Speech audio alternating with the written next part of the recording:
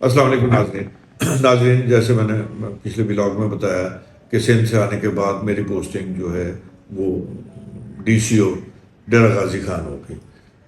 डेरा Ghazi Khan issue ये था कि जी वहाँ पे एक तो लॉ एंड ऑर्डर का इशू है, और वो कहते हैं पंजाब में डेरा गाजी खान को और राजनपुर को ये सख्त ज़िले तस्वर करते हैं।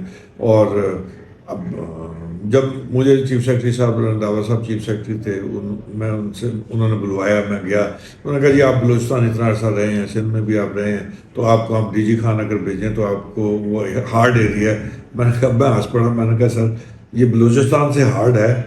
तो मैंने कहा जी कोई इशू नहीं है, मैं चल बिल्कुल जाऊंगा, कोई मसला नहीं है। तो उन्होंने कहा जी वहाँ बैलेंस, मैंने कहा सर वो एक आर्ट है, हम बलूचिस्तान में भी करते आए हैं, यहाँ पे भी कर लेंगे। तो नाज़रीन, जब वहाँ पहुँचे तो शराज साहब थे MNA तौंसा से, उनका एक इशू था, और वो बड़ा इंटरेस्टिंग इशू था। और इशू क्या था कि उनका एक भतीजा, अपना सगा भतीजा, जो तौंसा का रहने वाला, तौंसा में उसकी सारी जायदाद, घर भी, प्राइमरी एजुकेशन भी जो तौंसा की, हायर एजुकेशन के लिए वो लाहौर आ गया, फिर बाहर चला गया। तो एक सुप्रिटेंडेंट साहब थे हमारे डीजी खान ऑफिस में, बहुत कॉम्पिटेंट, इतने कॉम्पिटेंट कि वो बाद में मुझे पता चला कि सारे डीसी जो है उन्हीं पे जो इन्हिसार करते थे, जो वो लिखते थे वो हर पत्थर पे लकीर होता था। तो उनकी और MNA साहब की कहीं आपस में तू मैं हो गई किसी बात पे, और उन्होंने कहा कि जी अच्छा मैंने आपके भतीजे का डोमिसाइल नहीं बनने देना। और वो डोमिसाइल, एक DCO गया, दूसरा DCO आया, वो चला गया, उन्होंने कहा डोमिसाइल नहीं, वो इतराज़ लगा देते। मैं गया, जब मैंने पूछा तो मैंने कहा भाई ये एप्लीकेशन आई है मेरे पास कि अभी तक डोमिसाइल नहीं इशू, क्या इशू?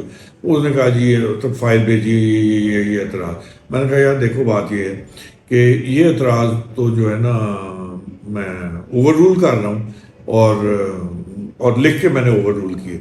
उसके अलावा तुमने जो भी एतराज़ात लगाने हैं ना वो भी लगा दो।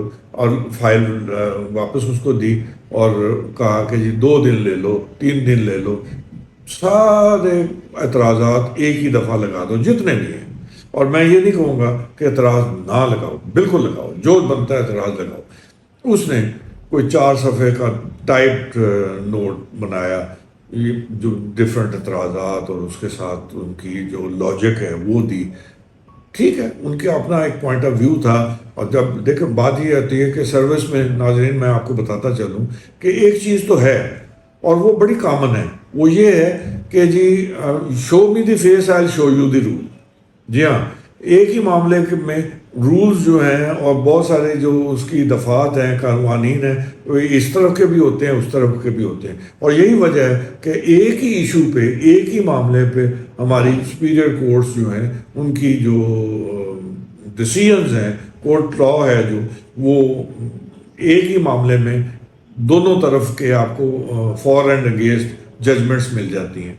ये उसकी वजह यही है। तो बहरहाल उन्होंने एतराज़ात लगाए, मैंने वो एक एक एतराज़ लॉजिकली इन राइटिंग उसको डिस्कस करके ओवर रूल किए, और मैंने अप्रूव कर दिया उनका डोमिसाइल। मैंने कहा जी डोमिसाइल इज़ अप्रूव और please issue and dispatch with in 5 days। वो उसको 5 दिन का मैंने टाइम दिया। मैंने कहा 2 दिन 3 दिन तो ये अपने ज़ख्म भी चाटेगा ना कि भाई ये हो क्या गया।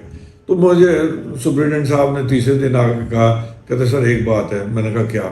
कहते सर ये आप इजाज़त दें, मैं नोट फाड़ देता हूँ, तो ये अच्छा मुनासिब नहीं है कि ये लिख। मैंने कहा नहीं, बिल्कुल नहीं, कतई नहीं, जो आपने लिखा है बिल्कुल सही लिखा है, जो मैंने लिखा है वो भी सही है, ये रिकॉर्ड है और रिकॉर्ड को रिकॉर्ड पे ही रहना चाहिए, तो कोई ज़रूरत नहीं पढ़ने की।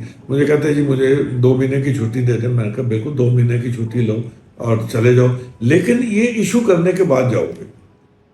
जब भी जाओ, जिस दिन इशू कर लोगे और डिस्पैच कर दोगे, मुझे आके बता देना, उस दिन से आपकी छुट्टी शुरू हो जाएगी। वो उसका भी हरबा ख़त्म हो गया। तो उसके बाद उसने खैर इशू किया। जब मैं वहाँ से आ रहा था तो मुझे वो कहता है कि सर मैंने अपनी पूरी सर्विस में मैंने नहीं कोई ऐसा ऑफिसर देखा जो लिखे हुए को रिबट करे। اور رائٹنگ میں ریبٹ کرے اور اپروو کرے.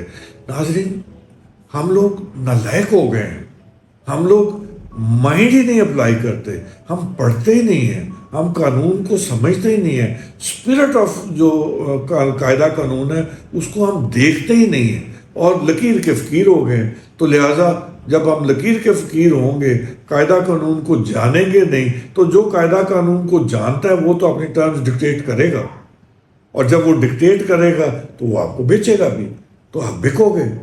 تو آپ بکتے تو ویسے بھی ہیں, لیکن وہ تو پھر زیادہ آپ کو بیچے گا نا. تو ضرورت کس بات کی ہے؟ ضرورت صرف اس بات کی ہے کہ ہم جو ہیں وہ مائنڈ اپلائی کریں, پوچھیں, ریزن آؤٹ کریں چیزوں کو, اور اپنے ذہن کو جو ہے نا وہ کھلا رکھیں. یہ مت کہیں کہ آئی نو, مجھے پتہ ہے. اور ناظرین ہر ادارے میں, ہمارے جو بڑے ادارے ہیں جن کے بارے میں خلاف کچھ کہنا بھی جو جرم ہے, قانون بن گیا ہے, وہ ان کا کیا فارمولا ہے؟ مجھے پتہ ہے.